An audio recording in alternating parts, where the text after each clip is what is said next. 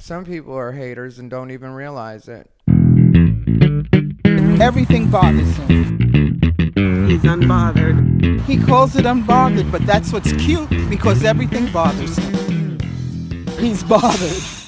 I'm a botherina. What's up, everybody? Rivera here, the absolute best LGBTQ comedian in the world. I am sitting on the one stool that I own right now at my otherwise empty apartment. Today, I wanted to talk a little bit about why I didn't choose to tell everybody that I was moving to Austin and why I would recommend that most people don't tell everybody they know what their plans are. And the reason is because in a lot of cases, people are haters. Sometimes they don't even realize they're being haters, but they are haters. So some friends are like, hey, you bitch, you really should have told me that you were going to move. And I get you and I feel you. But at the same time, I don't know how anybody's going to react. And the way that I work is if I wait for the perfect circumstances to do absolutely anything, then nothing's ever going to get done. So what I do is I'll just go ahead and throw myself into the deep end and let myself either sink or swim. And in this situation, I would say I did a pretty good job of swimming. Yeah, I did think that I had it planned, so I didn't just go into it completely willy-nilly. But by other people's standards, this wasn't a very well-planned move. And I get that, but the truth is, if I sat around waiting for perfect circumstances, I could always come up with a new reason why I shouldn't be doing things, or why this isn't a good idea, or why maybe I should think it through a little more. Or I can say, I'm an intelligent person that does think things through in my own way, but I don't really need to think a lot when it comes to me instinctually knowing that there's something that I should be doing. So while friends may think they're helping me by being like, have you considered this? Have you thought about that? Well, yes and no at the same time. I had a situation come up just a couple days ago because there are one or two friends that I've told that they should move to Austin. One of my friends is a very good friend of mine, and I did tell them that they should definitely move to Austin. I told them that when they get here, I will help them get situated as much as possible. I really gave them my red carpet offer for come out and live in Austin. And I really hope they take me up on it because I really do think it would be the best thing for them. So I was talking to another mutual friend of ours, and they told me that they had talked to the other friend, and the other friend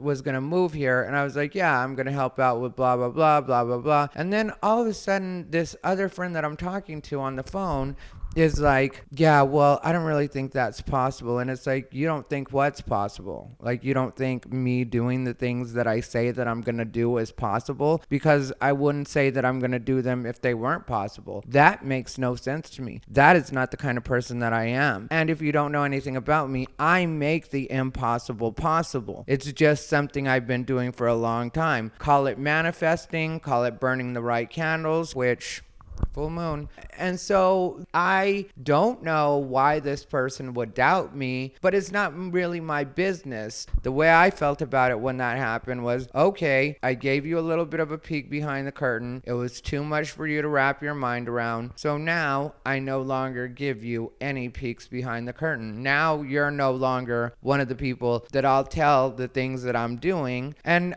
I really thought this person would just understand because they know me well enough and have known me for long enough that this is something that is possible for me to do, that this is something that I can accomplish. Otherwise, I wouldn't be saying that I'm going to do it. So I learned a lesson. I thought that I was safe since I had already done the move, so I could go back to sharing my thoughts with people. But then I remembered not everybody is ready for it. Not everybody understands my thinking. Not everybody understands my world. If you notice, when I moved here, I definitely could have done videos keeping everybody up on I don't have a place to live right now and this is what's happening. I chose not to tell you guys about that in real time. I chose not to make that an actual thing because I didn't want you guys to start sending me money, because I know how the people that fuck with me are, and the people that fuck with me really fuck with me heavy. And I'm going to tell you, I really do appreciate you guys for that. That's why I would never abuse you guys by letting you guys know that I'm going through something when I know that money can't help that situation. All that could help that situation was me doing all the stuff I could do with the credit reporting agency. That's the only thing that was going to get me out of that situation. So I wasn't going to hit you guys up and be like, hey, you guys, it's a hard time right now, and have everybody trying to help me out as much as they can, trying to spend some of their extra Christmas money on me. No, you hold on to your little coins for when I really need them. But seriously, I wouldn't want to ever waste your guys' generosity. I wouldn't ever want to take advantage of anybody. That's not what I'm about. That's not the way I live. So the way I see it is, once I threw myself in the deep end and I found myself in a little bit of a spot where I was having to doggy paddle, at that point it's like, well, you wanted to be in the deep end, now you're in the deep end. So you handle it like a grown-up. Don't make it anybody else's problem. Let everybody else just go on about their lives and not know that this has happened until it's already finished. And that is, to me, the best way that I could handle it. Now you guys have seen, I've got an apartment. It's great. I started cleaning it tonight. My friend Jahan Sabir is in town right now, which, if you don't know Jahan, me and Jahan go all the way back to LA. I love Jahan, so when she told me she was going to be here at Austin performing at Buzzmill, I said, let me make it down to Buzzmill. And I watched her at Buzzmill. I had a great time. I ate some cheese fries. John Carden came out to hang out for a little bit. All the way around, it was a great night. Now I'm just waiting for furniture to get here. I'm not sweating it because I already know when everything's supposed to be here. So unless there's some kind of snag with either supply chain or back order or something like that, I should be pretty well hooked up in the next couple of days, which, again, I'm not going to tell you guys when exactly, because if things don't work out like they're supposed to work out on the delivery end, I don't want anybody to be worried about it. Just know, as things go, I will continue to update you guys. Like tonight, I went ahead and organized and got rid of a lot of the boxes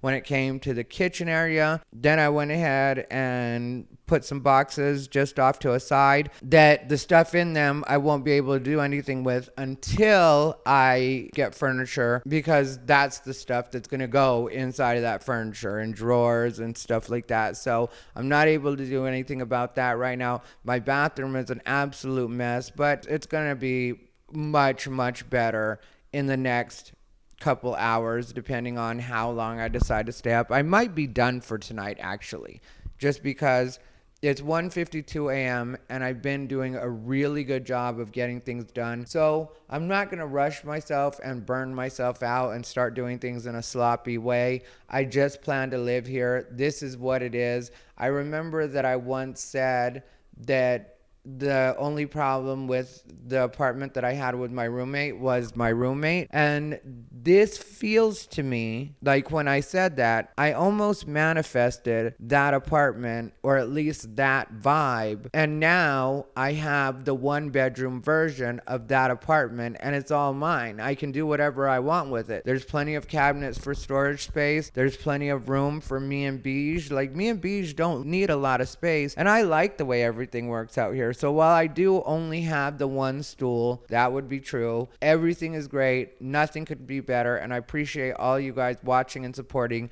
and I promise to talk about something more juicy on an upcoming episode. I just got back from Atlanta. Atlanta was absolutely great, but we recorded some footage, and I'll tell you guys all about a Karen situation that went on there. I got my internet hooked up on Monday. I've got a new phone coming. Life is good. Believe me when I tell you. Everybody, this has been Ty Rivera, the absolute best LGBTQ comedian in the world.